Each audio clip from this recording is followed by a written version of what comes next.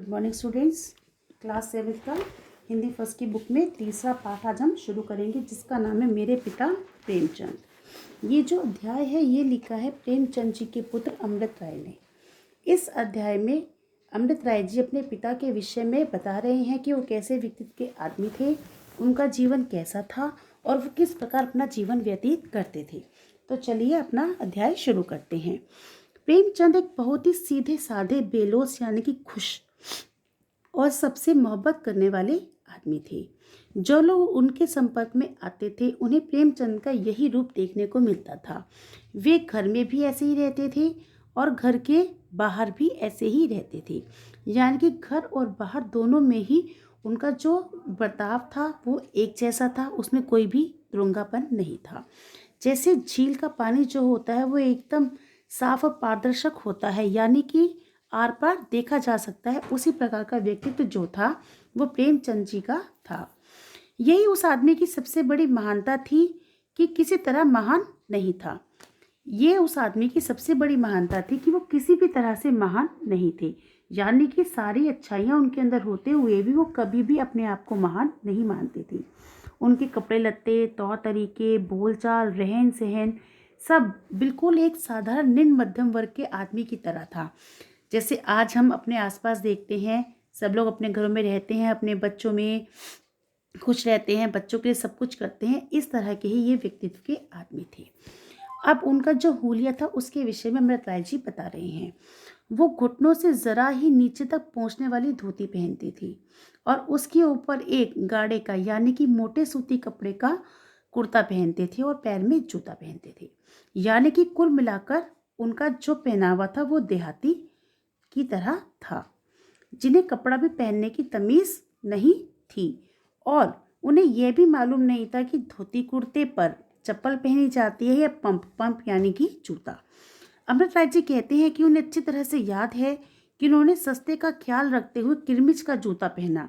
किरमिच यानी कि कैनवस, जिस पर रंग रोगन का झंझट नहीं होता।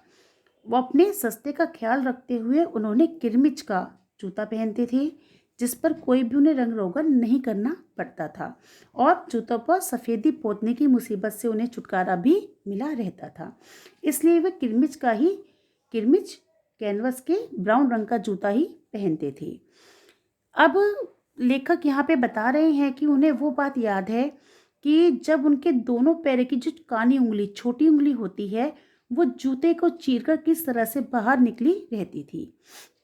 सादगी इससे आगे नहीं जा सकती। लेखक यहाँ अपने पिता के विषय में बता रहे हैं कि उनका जूता है जो वो थोड़ा साइड से छोटा होता था और उनकी पैर की जो कानी उंगली होती है वो जूते को चीरकर बाहर निकल जाती थी। अपने ऊपर जो थे ये प्रेमचंद बहुत कम खर्च करते थे। उनकी ज़िंदगी बिल्कुल साधारण थी। उनकी ज़िंदगी का नियम था साधारण। घर के बाकी लोग भी मखमल नहीं पहनते थे, परंतु उनसे पहन सहन में, रहन सहन में प्रेमचंद जी से वे अच्छे थे। जो तो खैर कभी इतने पैसे नहीं हुए। लेखक बता रहे हैं कि वैसे तो उनके घर में कभी इतने पैसे नहीं थे कि वे ऐशो इशरत से रह पाते, यानी कि ऐशो आराम से रह पाते, परंतु मशहूर है कि खुदा गंजे को नाखून नहीं देता। यहाँ एक मुहावरे का प्रयोग कर रहे हैं कि खुदा गंजे को नाखून नहीं देता।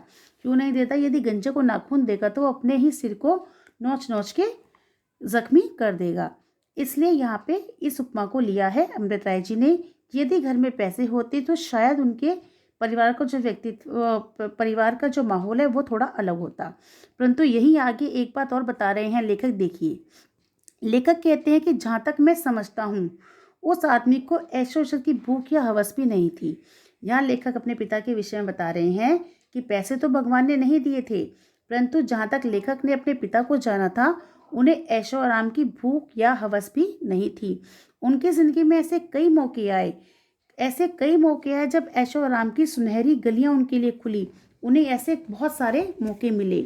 दो राजाओं ने भी, उनके समय जो राजा हुआ करते थे, उन्होंने भी अपने यहाँ बुलाकर उन्हें रखना चाहा, प्रेमचंद को रखना चाहा और कदरदानी के ख्याल से भी उन्हें ऐसा करना चाहते थे, परंतु प्रेमचंद ने इस बात को बिल्कुल नकार दिया, क्योंकि प्रेमचंद किसी दुरंगेपन के व्यक्ति नहीं थे। उनके लिए खुली हवा का राजमार्ग ही बेहतर था। वे खुली हवा में सांस लेना पसंद करते थे। जहाँ एक बड़ के तले कुएं के पास आराम से अपनी ज़िंदगी गुजार सकते थे। वहाँ खुली हवा तो है, ताज़ा ठंडा मीठा पानी तो है, नीला आसमान तो दिखाई देता है, राह चलते किसी आदमी गीत तो सुनाई दे जाता है, आदमी आदमी के दूर दर्द की एक आध बात तो कर लेता है।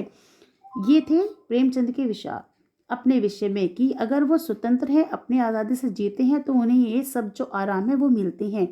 अब बुलाने के बाद जो उनके साथ बदलाव होते उनके विषय में जानिए। सोने की उस माया नगरी यानी कि मुंबई में यह सब कुछ नहीं मिलता। वहाँ तो इंसानियत भी नहीं होती। वहाँ तो आदमी आदमी को रौंदकर आगे बढ़ता है, यानी कि इस माया नगरी में आदमी का महत्व खत्म हो जाता है। वहाँ सब अपने स्वार्थ के लिए आगे बढ़ते हैं और एक दूसरे को रौंदकर धक्का देकर हर व्यक्ति आगे बढ़ना चाहता है और वहाँ उन्हें ठंडा पानी, ताज़ी हवा कुछ भी मुहैया नहीं होता या नहीं मिलता।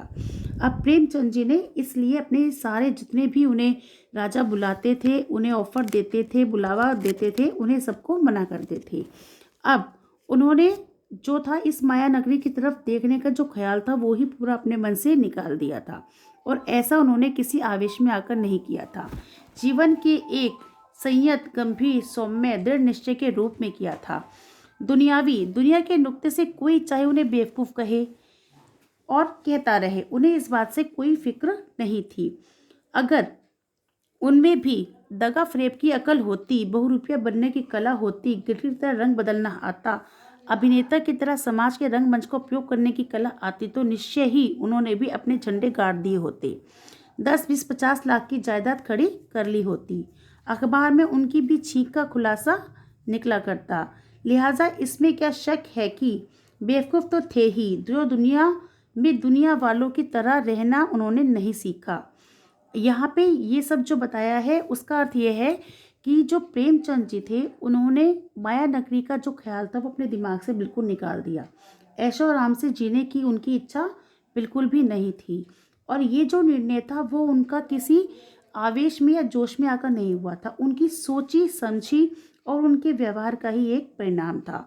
अगर उनके अंदर भी गिरगिट की तरह रंग बदलने की, बहुरूपिया बनने की या दूसरों को दगा फरेब करने की अकल होती तो शायद आज उनका भी जो माहौल था, रहन सहन था, वो सब कुछ बदला हुआ होता। परंतु वे पानी की तरह बिल्कुल पारदर्शक व्यक्तित्व वाले इंसान थे।